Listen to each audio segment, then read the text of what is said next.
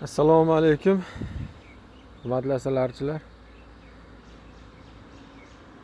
Bugun chislomiz 10-fevral,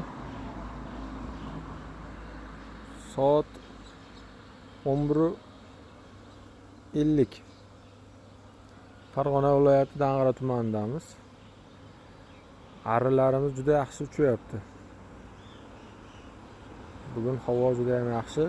15 gradusga ko'tarilgan havo harorati. Erta-indin manimcha yog'ingarchilik beryapti. Arilarni qisqartirib, ortiqcha ramkalarni olib tashlab, ko'rpachalarni tushirib o'rab qo'ydim. Aksar oldi qator kuchli oilalarimiz tuxumga kirgan ekan. Ularni bir-bir tekshirdim. Raspulotam bo'lishi ehtimoli yuqori. Joy kovlamadim lekin. Mana shunday holatda mana bugundan juda ham uchyapti arilarimiz. Hammaga omad tilaymiz, sog' salomat bo'linglar.